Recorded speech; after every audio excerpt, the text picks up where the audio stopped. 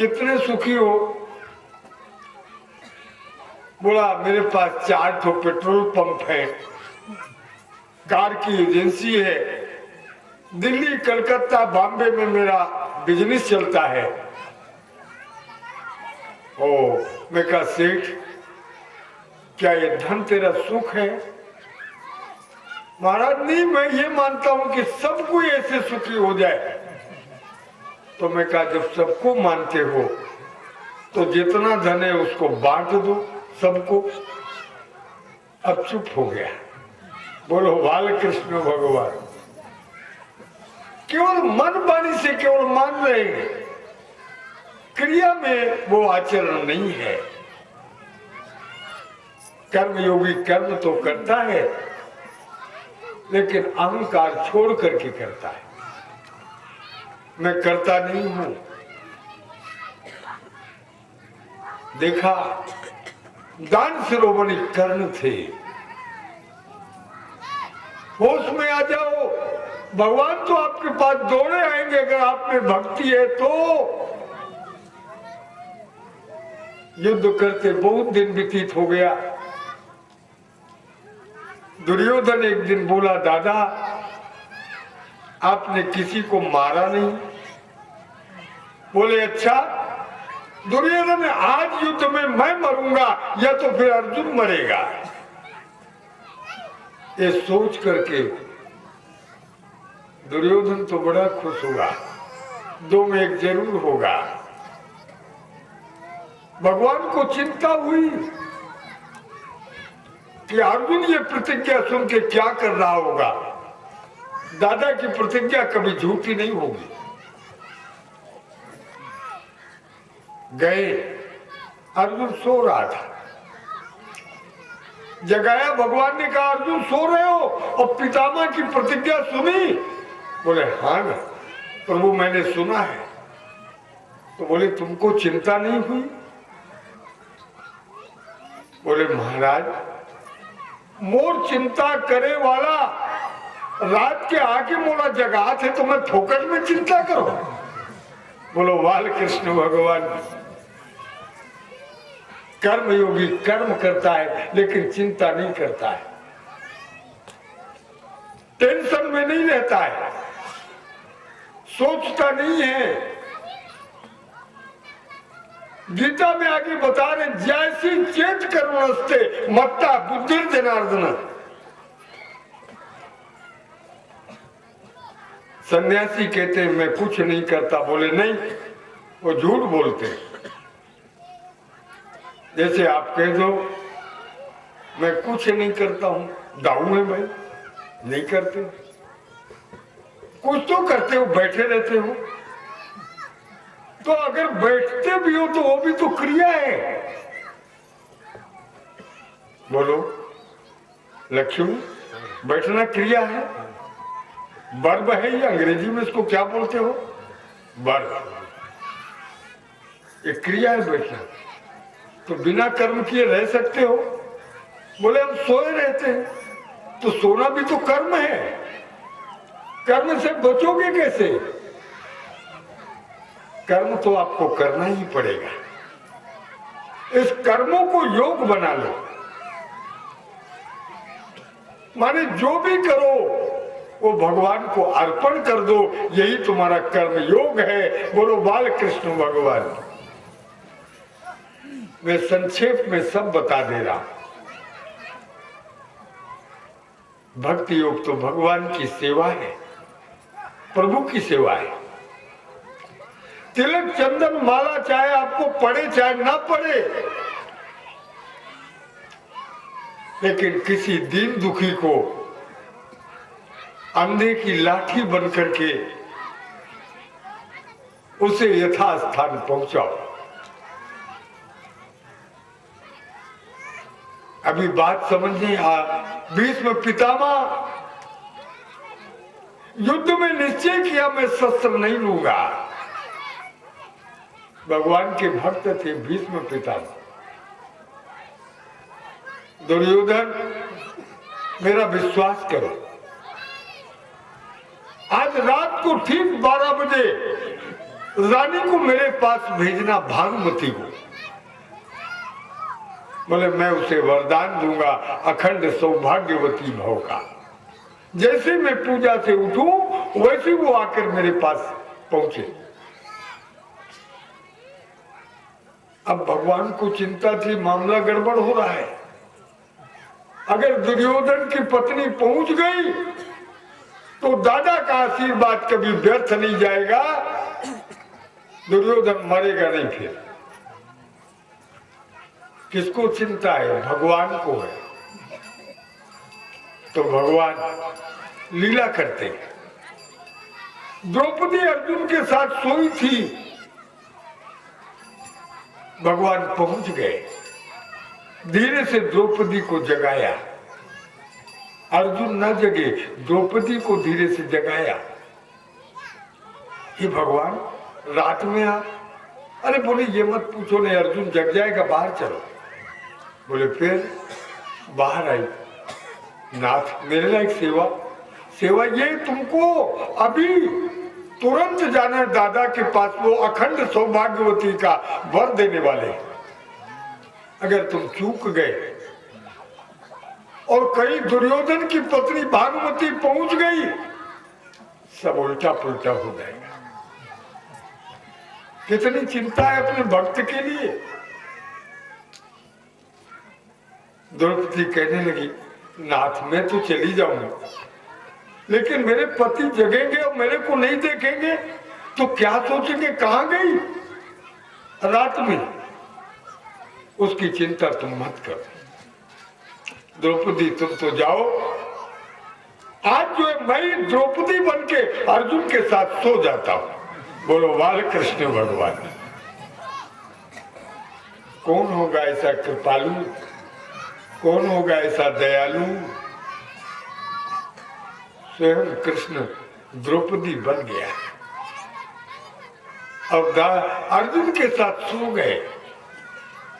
अर्जुन तो आनंद में है, निद्रा में सो रहे हैं। भगवान जिसका रक्षक है उसको क्या है चिंता। जीव सर्वस्व भगवान को अर्पण कर दे, सुख से सोए खो।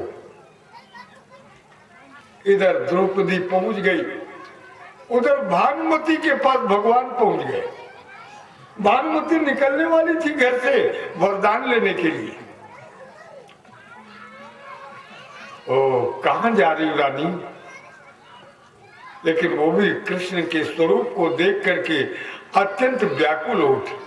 महाराज आज क्षमा करो, मेरे को दादा के पास, तो मैं क्या रोज आऊंगा तेरे घर। कैसा फुसलाया। भगवान के स्वरूप का चिंतन करते वो रुक गई, वो गई नहीं। द्रौपदी पहुंच गई। दादाजी उठे पूजा से, द्रौपदी ने चरणों में सर रख दिया। दादाजी को प्रणाम है, दादाजी को प्रणाम है 3 बार का। पितामह मुक्त कंठ से आते ओ अखंड सौभाग्यवती भो, अखंड सौभाग्यवती भो, अखंड सौभाग्यवती भो। ये वरदान मिला। द्रौपदी कहती दादा आपका ये वरदान सत्य होगा ना दादा। अब संदेह हो गया, ये भानुमति नहीं है। ऐसा संदेह कैसे करती, तू कौन है बता तो। द्रौपदी बोली दादा मैं वीर पांडवों की पत्नी द्रौपदी। धन्य है भगवान, मनुष्य जो चाहता वो नहीं होता है, जो वो चाहता है वही होता है। भीष्म भगवान के भक्त है, कृष्ण को बुला रहे हैं। कन्हैया आ गए। दादा हाथ जोड़ करते कन्हैया सच में जो तू चाहता है वही होता है। हो गया तेरे मन का? हाँ दादा, असत्य का विनाश और सत्य का जो है प्रकाश, यही मेरा नियम है। जब जब होई धर्म की हानि, तभी तो मैं आता हूं। मेरे आने का तो यही कारण है। परित्राणाय साधूनां विनाशाय च, दुष्कर्मियों का विनाश करना है। भगवान पधारे। पितामह ने कहा, कन्हैया ठीक है, बात आपके मन की हो गई, लेकिन एक मेरे को वरदान दो। जैसे आज आपने जो चाहा वो हो गया, अंत में जो मैं चाहूं वही होना चाहिए, बस यही वरदान चाहिए। कन्हैया, जैसे आज खड़े हो, मेरे अंतिम समय में भी आप ऐसे ही खड़े होकर के दर्शन दे देना। बोलो बाल कृष्ण भगवान। भक्त अपने शरीर, अपने धन वैभव पर नहीं अभिमान करता, बल्कि सब कुछ समर्पण कर देता है। भक्ति में समर्पण है। तन मन धन तीनों का समर्पण करो। जब जब आपने कथा सुनी होगी, तमाम कथाएं भागवत में हैं, जिन भक्तों ने तीनों चीजें अर्पण कर दी हैं, वही भगवान का परम उदार भक्त है। उसी का धन है, उसी का तन है और उसी का मन है। अपना क्या दे रहे हो? उसी की चीज उसी को वापस करना है। इसमें कंजूसी मत करो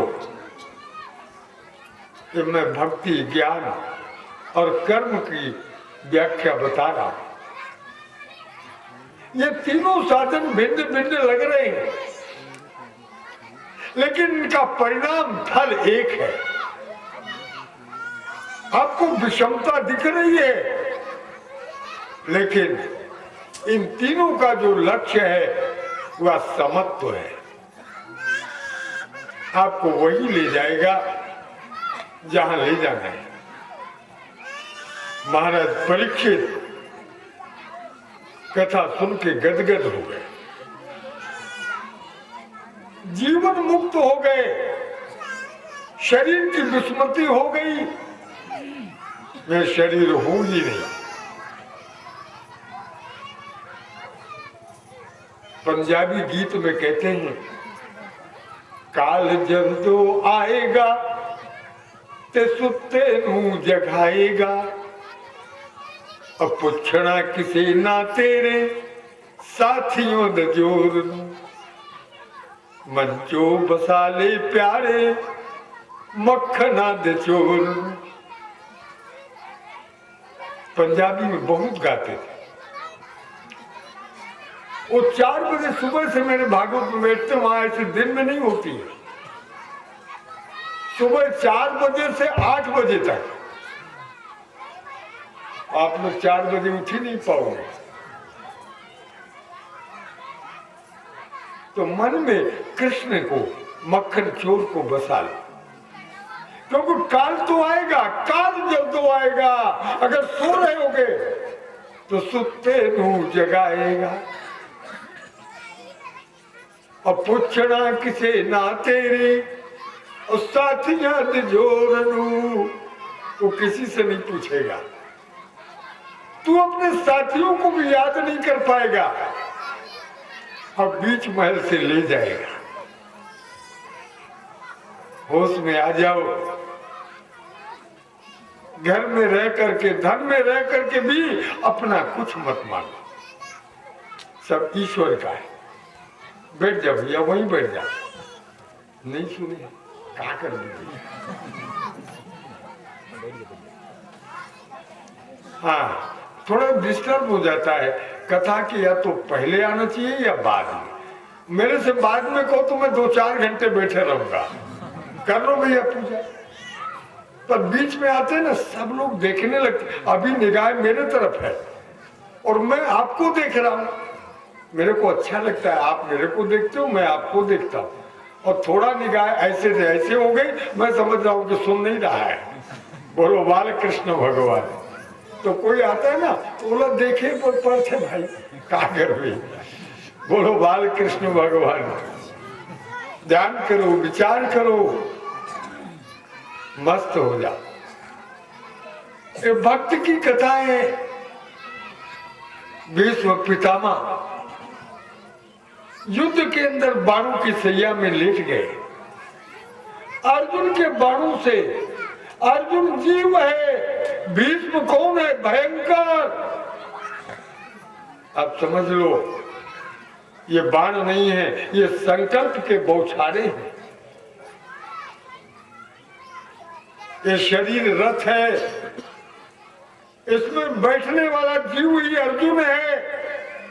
होश में आओ, कहां जा रहे हो?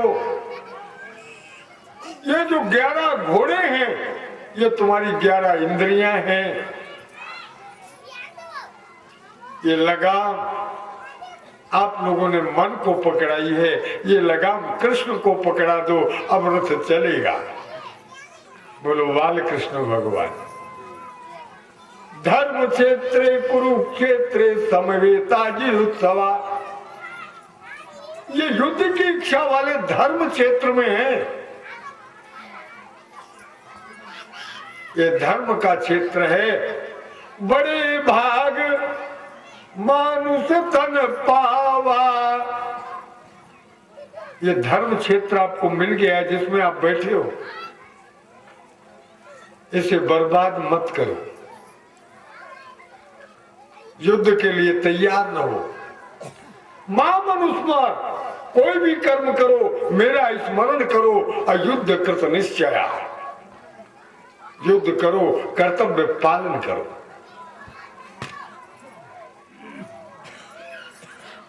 भीष्म ने अर्जुन के बाणों से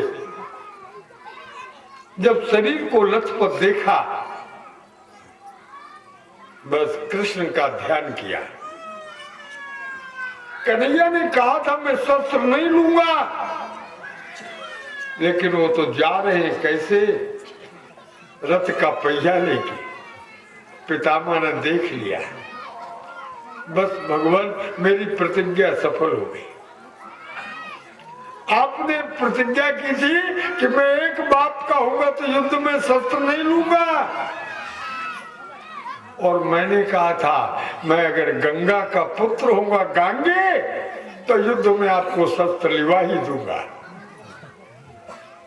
भूल गए भगवान अपनी प्रतिज्ञा। तो कहते हैं कृष्ण, अरे सुनो भीष्म भगत राज, मोहि जन्म देन वारे अनेक है। इसी जन्म में देख लो, कोई कहे देवकी, अरे वसुदेव के कुमार हैं, अब कोई कहे नंद और यशोदा के लाल हैं। तो जाको एक बाप है, बचावे निज लाज सोई। अब मेरी कौन लाज, मेरे बाप तो 1000 हैं। बोलो बाल कृष्ण। मैं कहां से पैदा होता। भक्त के लिए भगवान अपनी प्रतिज्ञा तोड़ देते हैं। भागवत में ज्ञान और भक्ति, इनका कर्म का सार भरा पड़ा है। जितना आप लोग ले सको ले लो। प्रतिदिन तो इसकी वर्षा हुई है। गीता का सार है। मनुष्य को आनंद चाहिए, परमात्मा परमानंद चाहिए। सुख सभी चाहते हैं, दुख कोई चाहता है?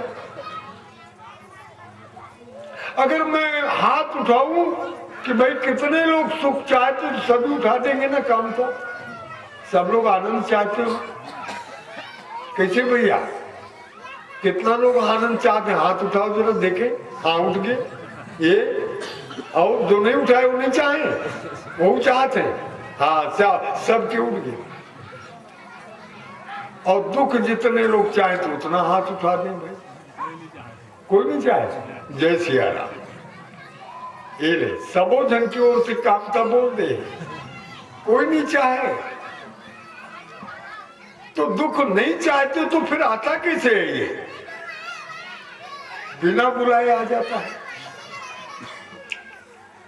बताने भैया खुमान दुख ला बुला तो कोई, और बिना बुलाए जबरदस्ती तुम्हारे गले पड़ता है। ये क्यों पड़ता है? आप चाहते भी नहीं हो और आ ही जाता है। समस्या ये है कि तुमने अपने सच्चे स्वरूप को समझा नहीं, न ज्ञान का आश्रय लिया, न कर्म का आश्रय लिया, न भक्ति का आश्रय लिया। इसलिए दुख आएगा ही, वो रहेगा नहीं। कर्मयोगी के पास दुख नहीं आता।